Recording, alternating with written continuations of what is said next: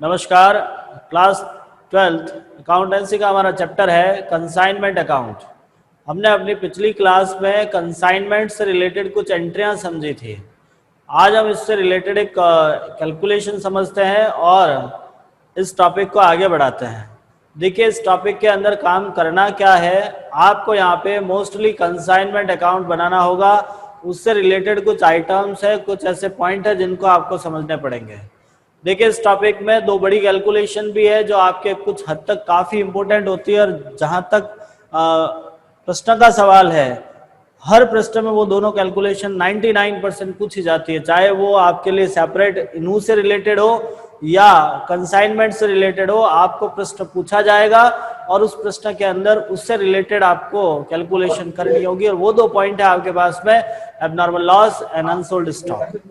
फिलहाल हम जानने की कोशिश करेंगे एबनॉर्मल लॉस क्या होता है, किसे कहते हैं, कैलकुलेट कैसे किया जाता है, वो सारी चीजें हैं। साथ में हम इसी क्लास के अंदर आज समझने की कोशिश करेंगे अनसोल्ड स्टॉक। तो अनसोल्ड स्टॉक की कैलकुलेशन कैसे करेंगे, कैसे उसका ट्रीटमेंट करना है, वो सारी चीजें हमको यहाँ पे समझना है। तो देखिएगा, हम स्टार्ट करते हैं। उम्मीद करता हूँ आप लोग इसको समझोगे। आशा रखता हूँ कि आप इसको वापस रीस्टडी करोगे, तब जाके ये समझ आएगा। देखने की कोशिश कीजिएगा हमारे साथ। हम आपके सामने स्टार्ट करते हैं आपका कंसाइनमेंट अकाउंट।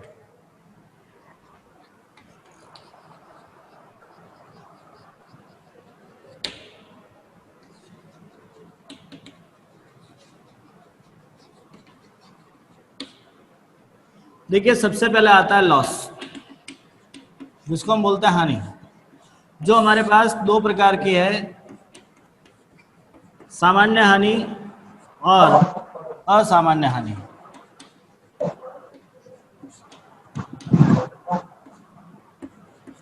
सामान्य हानि को आप बोलते हो नॉर्मल लॉस, असामान्य हानि एबनॉर्मल लॉस। आपके पास दो अलग अलग प्रकार की हानियां दे रखी है। पहली बात तो हम यहाँ पे हानि का तात्पर्य क्या समझते हैं, तो एक छोटी सी बात, फॉर एग्जाम्पल मान लीजिए आपका माल आपने यहाँ से भेजा है, ये आप हो और ये आपका कंसाइनी है। आप मीन्स कंसाइनर। आपने अपना माल कंसाइनी को भेजा है, आप बिजनेस कर रहे हो जयपुर से, आप अपना बिजनेस जयपुर में मैनेज कर रहे हो और आपने अपना माल यहां से मुंबई भेजा है। अब मुझे एक बात आप बताइएगा कि आपने जयपुर से जो माल भेजा है मुंबई तक, उसके बीच क्या आपका माल खराब हो सकता है या नहीं हो सकता? बहुत सारे ऐसे कारण हैं। जो हमने माल यहाँ से वहां तक भेजा, क्योंकि बाय ट्रांसपोर्टेशन जा रहा है, आपका माल यहाँ से रास्ते पे जा रहा है, तो कई ऐसी स्थितियां आ जाती है जब अपना माल क्षतिग्रस्त भी हो जाता है। तो हमारे पास जो माल खराब हुआ है, जो टूट गया है, खराब हो सकता है, क्षतिग्रस्त हो जाता है, उसी को हम लॉस कहते हैं। वही हमारे लिए एक लॉस का रूप माना जाता है। तो लॉस हमने यहाँ पे दो लिखे हैं, नॉर्मल लॉस और एब नॉर्मल लॉस। हमारे दिमाग में प्रश्न चला, सर नॉर्मल और एब नॉर्मल का मतलब क्या होता है? तो नॉर्मल लॉस जो स्वाभाविक हानि है, स्वाभाविक हानि है। स्वाभाविक हानि का मतलब होता है जिसको हम रोक नहीं सकते हैं, किसी भी परिस्थिति में हम रोका नहीं जा सकता है। आप कुछ भी ट्राई करते तो भी उसे रोका नहीं जा सकता था। नेचुरल लॉस जिसको कहेंगे, स्वाभाविक हानि होती है कि हम चाहकर भी उसे नहीं रोक सकते हैं। लेकिन एक ऐसी हानि होती है जिसमें हम यदि थोड़ा बहुत ध्यान देते तो हम उसे रोका जा सकता था, उसे कहते हैं एबनॉर्मल लॉस। तो हमारे पास दो अलग अलग लॉस हैं, पहला नॉर्मल लॉस, दूसरा abnormal loss. What is the normal loss? Normal loss means जिसको हम रोक नहीं सकते थे, जो नेचुरली हो रहा है, स्वाभाविक हो रहा है, हम चाहकर भी उसे रोका नहीं जा सकता था। फॉर एग्जाम्पल होता है यहाँ पे वाष्पीकरण। एक शब्द सुना होगा आप लोगों ने, रिसाव। मैं दो शब्द आपके सामने लिख रहा हूं, इन दोनों पे थोड़ा सा बात करते हैं, वाष्पीकरण और रिसाव। देखिए, मान लीजिए आपने यहां से सरसों का उत्पादन किया है। सरसों, सरसों जानते हो ना, हाँ, आप खेती कर रहे हो, सरसों का उत्पादन किया, जैसे ही आपने प्रोडक्शन तैयार किया है, एक उसकी नेचुरलिटी है, मैं आपको बता देता हूँ। आज आपने जो अनाज निकाला है, कटाई कर लिया और निकलवा लिया, आपने उसके जो वेट करोगे वो वेट ज्यादा होता है, क्योंकि उसमें हवा होती है, उसमें नमी की मात्रा रहती है। जो अनाज आपने आज निकाला है उसमें नमी की मात्रा रहती है, उसमें हवा रहती है, उस कारण आपका वेट ज्यादा होगा। जो आपने बैग तैयार किया है, आपका उसका वेट मान लीजिए 100 किलो है। यही चीज आप यदि 10 दिन, 15 दिन, 20 दिन, महीना भर यदि रख लेते हो तो वेट लॉस हो जाएगा, क्योंकि उसके अंदर से हवा निकल जाती है, वो सूख जाता है, सूखने के बाद उसकी जो वेट होता है वो कम हो जाएगा। तो कहने का हमारा तात्पर्य होता है कि जो आपका वेट लॉस हो गया, उसमें आप चाहकर भी कुछ नहीं कर सकते थे। एक कॉमन, एक नेचुरल और रियल एग्जांपल है आपके सामने। आपने अनाज तैयार कर लिया, कोई भी अनाज हो, सरसों जरूरी नहीं, कोई भी अनाज होता है, जैसे ही वो कटाई होती है, कटाई के बाद जैसे आप उसको निकलवाते हो, जो अनाज आपके पास रहता है उसका वेट ज्यादा होगा, और होने का सिंपल कारण है उसमें हवा होती है।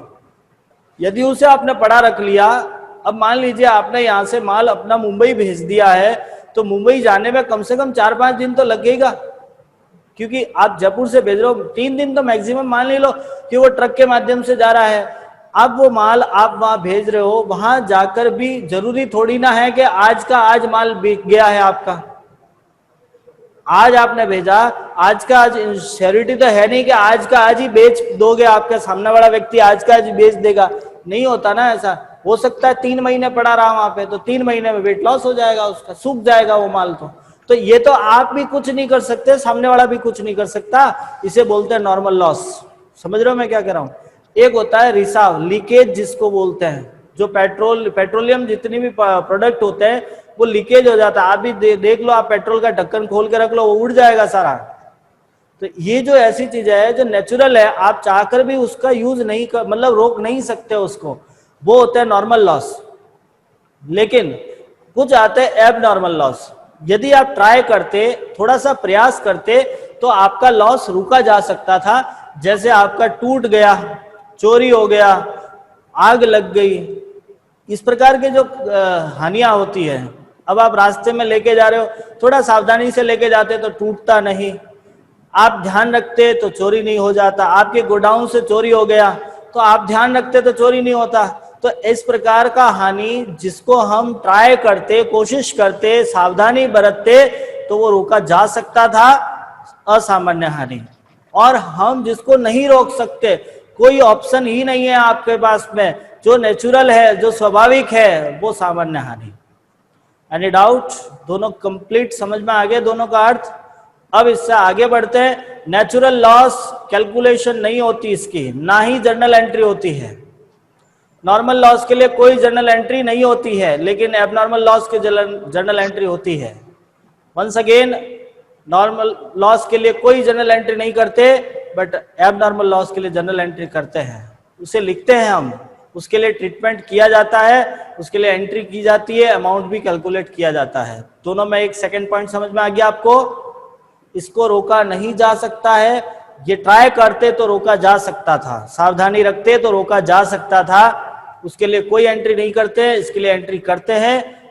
उसके लिए आप सिर्फ कॉस्ट में से चेंज करते हो, टोटल यूनिट घट जाती है और इसकी प्रॉपरली कैलकुलेशन होती है, इसको निकाला जाता है।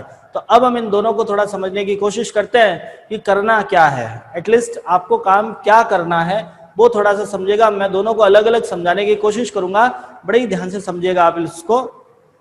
नॉर्मल लॉस, पहले हम बात करते हैं नॉर्मल लॉस की। नॉर्मल लॉस के अंदर नॉर्मल लॉस, मैं इसके कुछ पॉइंट बोल रहा हूं, आई थिंक हमने नोट्स में इसको लिख के दिए हैं, बट फिर भी आप इसको चाहो तो नोट कर दीजिएगा। पहला पॉइंट, इसके लिए कोई लेखा प्रविष्टि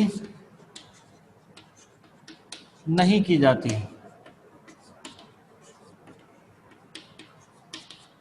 फर्स्ट पॉइंट, इसके लिए अलग से कोई लेखा प्रविष्टि नहीं करनी है, एंट्री कुछ नहीं करते हैं। दूसरा पॉइंट, यह केवल कुल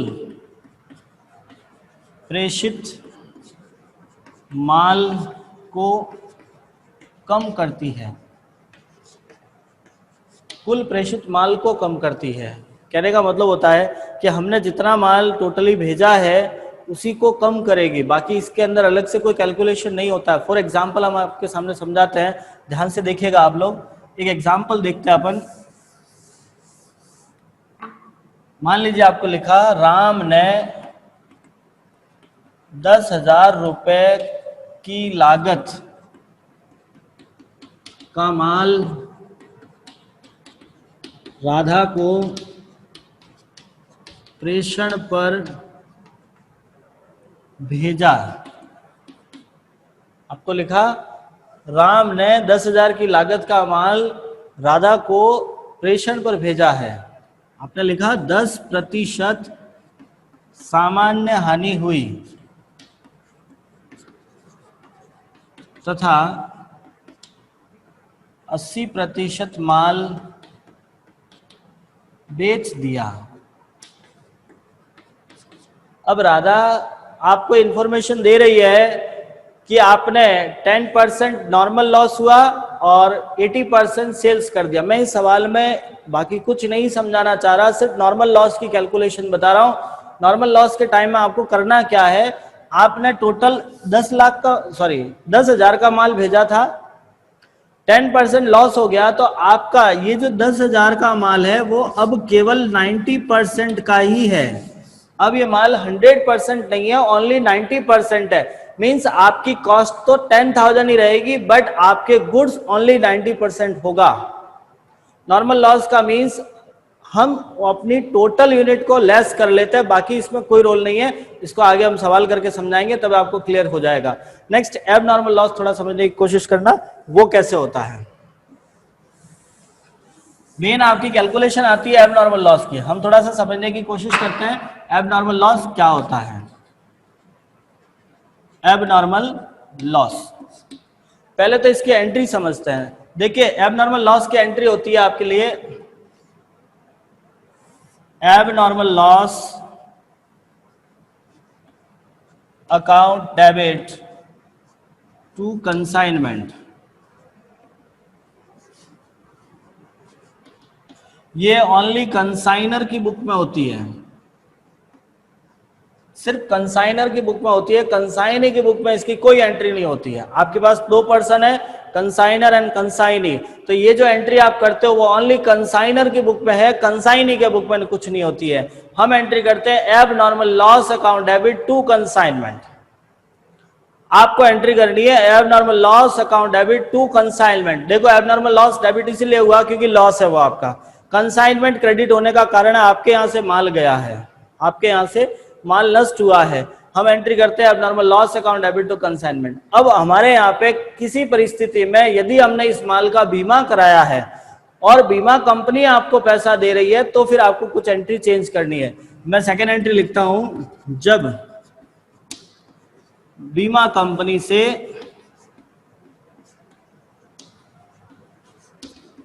हानि के लिए दावा स्वीकार किया जाए।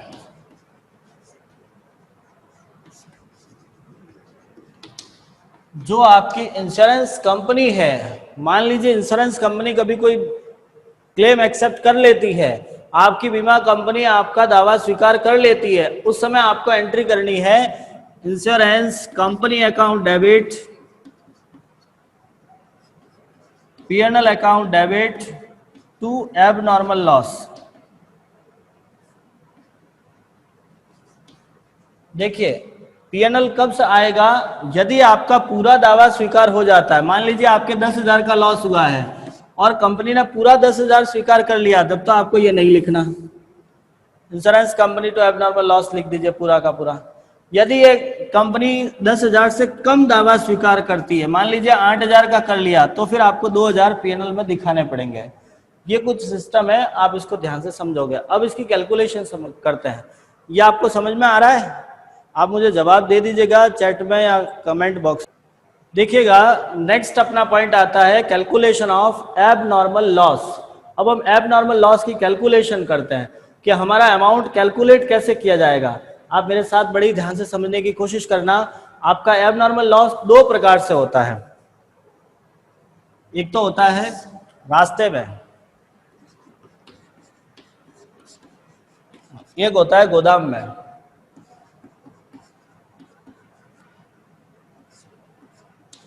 अब इन दोनों पॉइंट को पहले क्लियर कर लेता हूं, रास्ता क्या होता है, गोदाम क्या होता है।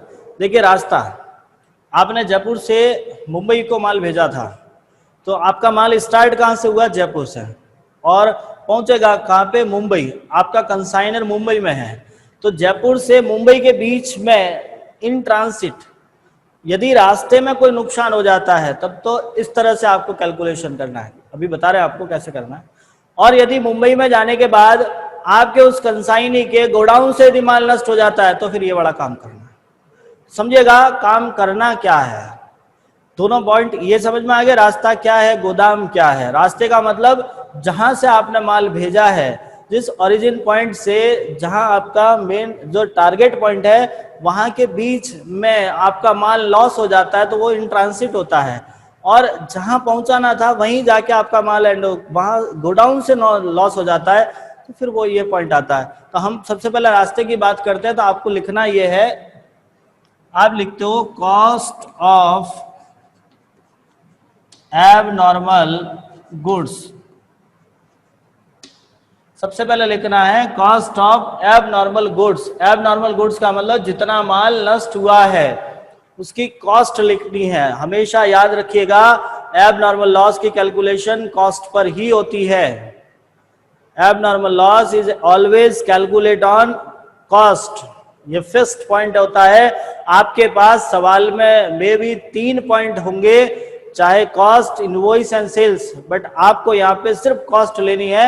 एबनॉर्मल लॉस चाहे वो गोडाउन में नष्ट हुआ है या रास्ते में नष्ट हुआ है, दोनों ही स्थितियों में आपको केवल और केवल कॉस्ट लेनी है। और लेने के लिए आप सबसे पहले लिखोगे cost of abnormal goods. Second point add करोगे यहाँ पे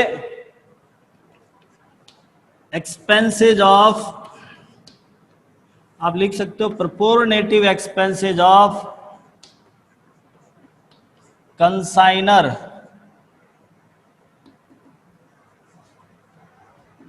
आपको काम करना है सबसे पहले cost of abnormal goods, proportionative expenses of consignor.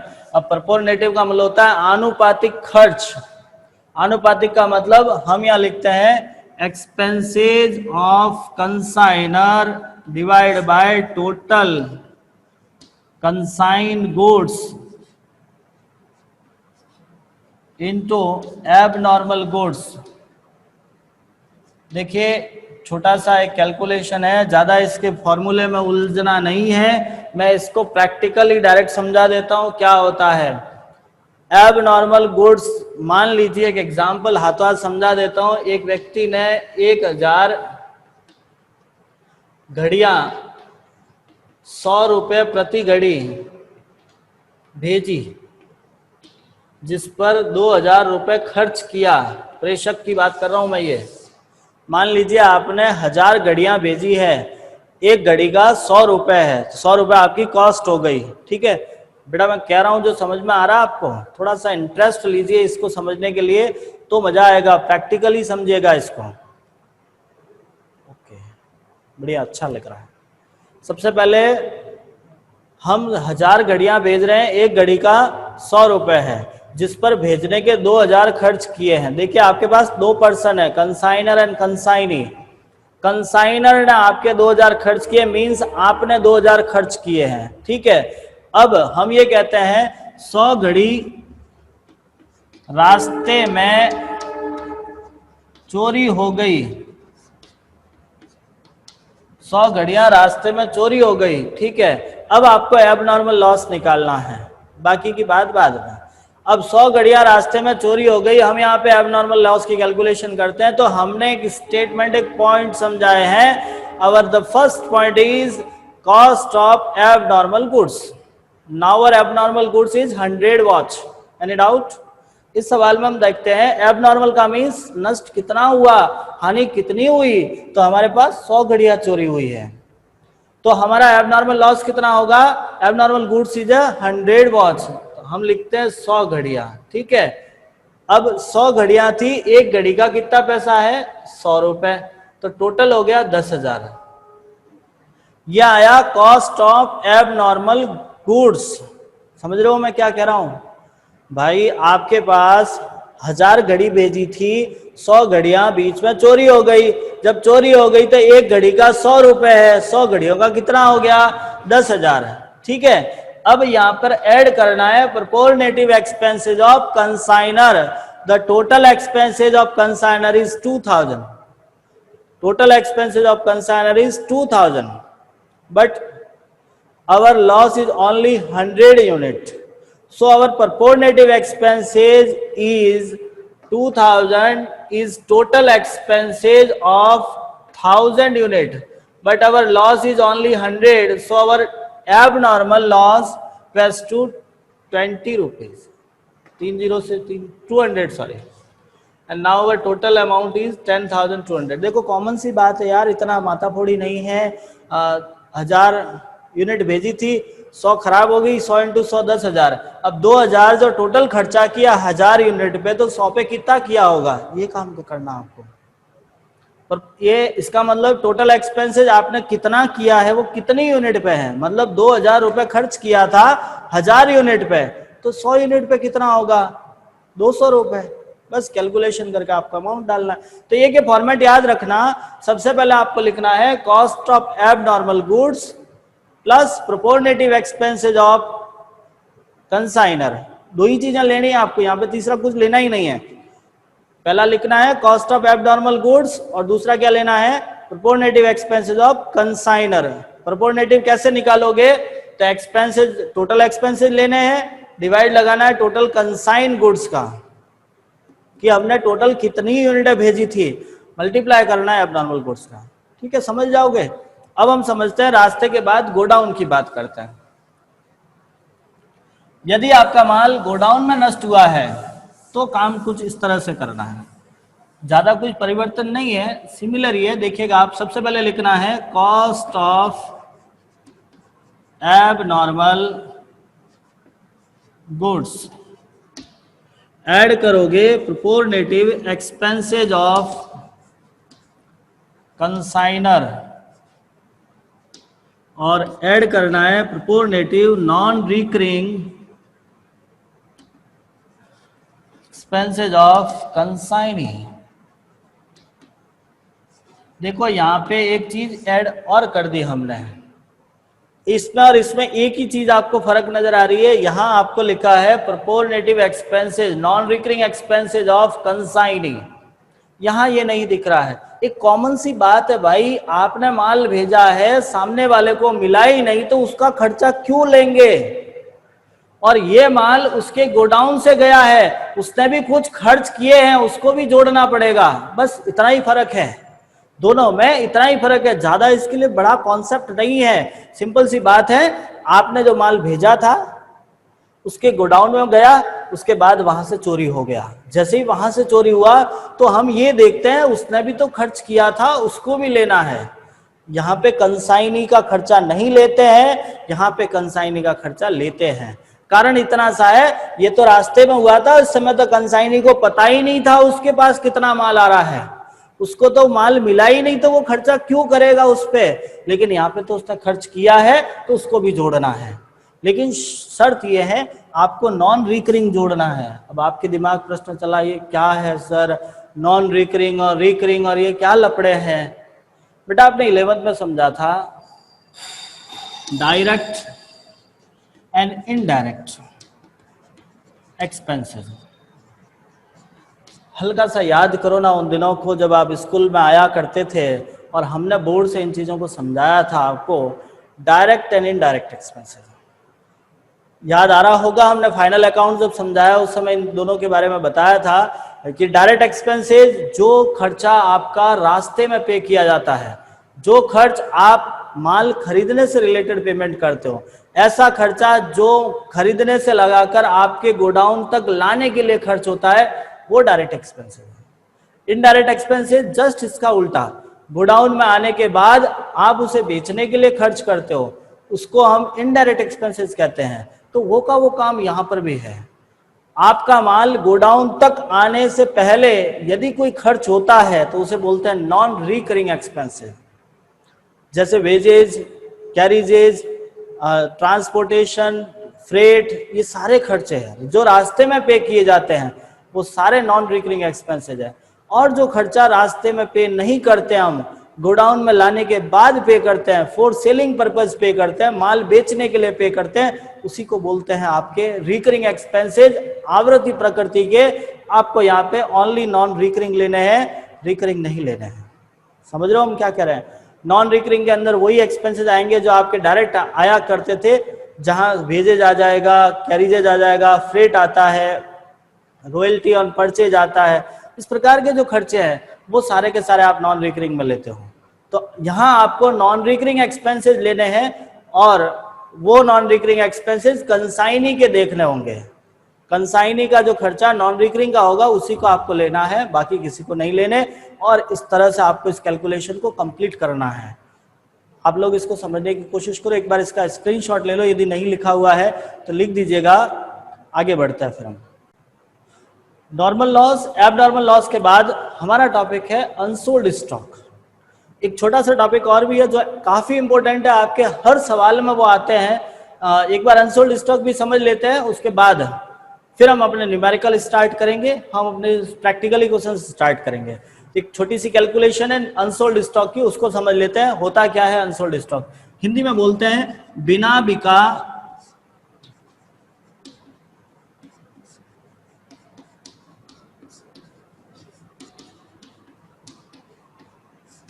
देखिए कैलकुलेशन ऑफ अनसोल्ड स्टॉक, बिना बिका माल। मैं आपसे एक प्रश्न करता हूं कि मान लीजिए आपने 1000 घड़ियां भेजी थी, क्या श्योरिटी है कि सारी घड़ियां बेच देगा वो? क्या ये श्योरिटी है कि आपने जितनी घड़ी भेजी है वो सब कुछ बेची जाएगी? नहीं, कोई श्योरिटी नहीं है। हो सकता है नहीं बेच पाए, बिक जाए तो अच्छी बात है, नहीं बिकी है तो वो जो नहीं बिकी उसी को बोलते हैं अनसोल्ड स्टॉक। आया समझ में? जो यूनिट नहीं बेच पाया है आपका कंसाइनी, उसी को हम बोलते हैं अनसोल्ड स्टॉक। तो अनसोल्ड स्टॉक का मीन हम यहाँ पे ये समझते हैं कि प्रेषक द्वारा भेजी गई इकाइयों में से प्रेषित द्वारा जो इकाई नहीं बेच पाई है उसे हम बोलते हैं अनसोल्ड स्टॉक। अब अनसोल्ड स्टॉक की कैलकुलेशन कैसे करनी है वो आप थोड़ा सा ध्यान से समझिएगा, मैं आपको समझाने की कोशिश कर रहा हूं। आप उसका एक स्टेटमेंट फॉर्मेट याद रखना, जैसा अभी हमने एबनॉर्मल लॉस के लिए देखा था। ठीक है, सबसे पहले हम लिखते हैं कॉस्ट ऑफ कंसाइंड गुड्स, इसमें ऐड करोगे एक्सपेंसेज ऑफ कंसाइनर, ऐड करोगे non recurring expenses of consignee. ये सब टोटल करने से आपके पास आएगा total cost.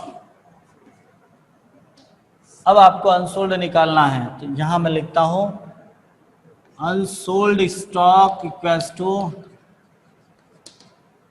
Total cost upon total consigned goods, consigned goods into unsold goods.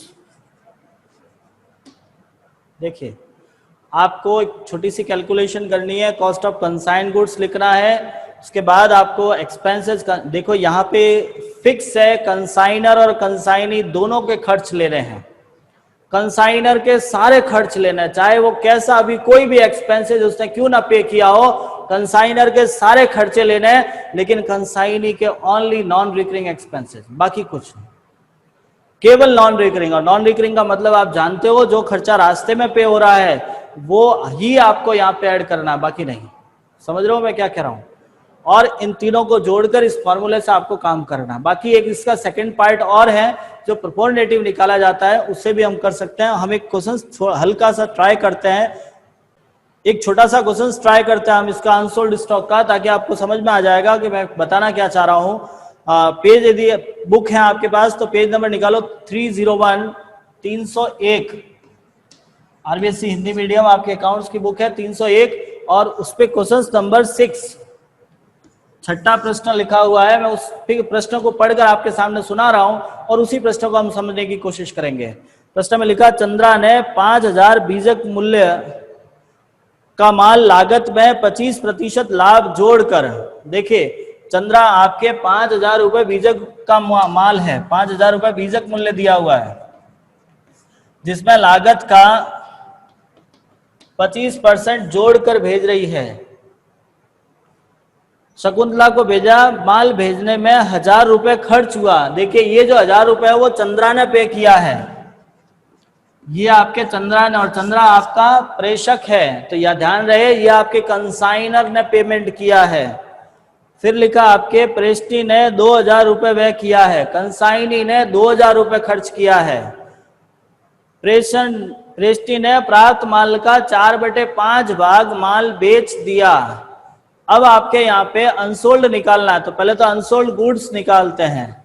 Total हम मानते हैं कि आपने मान लो पूरा एक माल 1 रुपए था, जिसमें से 1/4/5 भाग बेच दिया है।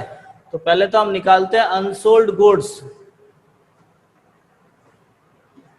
अनसोल्ड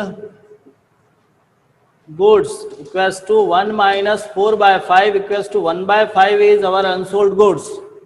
ये निकालना समझ में आया है? देखो अनसोल्ड निकालने के लिए अलग अलग पॉइंट होता है, चाहे आपको परसेंटेज में दे सकता है, यूनिट्स में दे सकता है, प्रोपोर्शनेटिव दे सकता है, बहुत सारे अलग अलग तरीके हैं। जैसे सवाल में आपको इस तरह से लिखा है तो आप निकालोगे 1 में से 1/4। आपके दिमाग में प्रश्न आया सर 1 कहाँ से आया? मुझे तो पता है आप लोगों के दिमाग की बातें, आप यही सोचोगे सर 1 कहाँ से आया? आपने 1 में से 1/4, तो हम यहाँ पे मानते हैं, एज्यूम करते हैं कि माना हमारा टोटल गुड्स 1 रुपए था, जिसमें से 4/5 भाग आपने बेच दिया है, पीछे बचा 1/5 भाग जो आपका अनसोल्ड है। जो आपका पीछे बचेगा 1/5 भाग वो आपका अनसोल्ड है। दूसरी बात, आपको सवाल में बीजक दिया हुआ है, लागत दिया हुआ है, तो आपको बीजक से लागत में कन्वर्ट कैसे करना है या लागत को बीजक में कन्वर्ट कैसे करना है वो हम अगली क्लास में समझेंगे। उसके लिए पूरा अलग से कॉन्सेप्ट है। फिलहाल मैं आपको यही समझाना चाह रहा हूं कि यहाँ आपको दोनों के एक्सपेंसेस लेने हैं, चाहे वो कंसाइनर है या कंसाइनी है। हमने अभी 2 मिनट पहले यही समझा था कि आपके कंसाइनर के सारे खर्चे लेने हैं, चाहे वो किसी भी प्रकार का क्यों नहीं हो, लेकिन कंसाइनी के केवल नॉन रिकरिंग। अब इस प्रश्न में क्लियर नहीं है कि उसके कंसाइनी के रिकरिंग एक्सपेंसेज है या नॉन रिकरिंग है, तो ऐसी कंडीशन में आप उसको रिकरिंग मानकर एक नोट डाल दीजिएगा, क्योंकि कंसाइनी ने यदि नॉन रिकरिंग एक्सपेंसेस किया है तो वो क्लियर लिखा हुआ होगा, वो आपको क्लियर होगा। बाकी यदि आप उसको नॉन रिकरिंग मान भी लेते हो तो आप एक नोट डाल दीजिएगा कि हमने इसको नॉन रिकरिंग माना है, जब क्लियर इन्फॉर्मेशन ना हो तो। इस प्रकार से हम सवालों को कल थोड़ा एक्सप्लेन करने की कोशिश करेंगे, समझेंगे। मैं उम्मीद करता हूँ आपको ये सारी चीजें समझ में आई है, लेकिन एक शर्त, आज आप इसको पूरा लिखोगे अपनी कॉपी में। जितना कुछ हमने कॉन्सेप्ट समझाया है उसको बाय नोट्स हमने वैसे भेज तो रखे हैं, लेकिन फिर भी आप इसको सही ढंग से लिखोगे, समझोगे और वापस हमें सेंड करोगे। यदि कोई समस्या आ रही है, नहीं समझ में आ रहा है, पूछ लेना, हम बता देंगे आपको, ठीक है? कोशिश कीजिएगा, पढ़िएगा, समझने की कोशिश करना। धन्यवाद।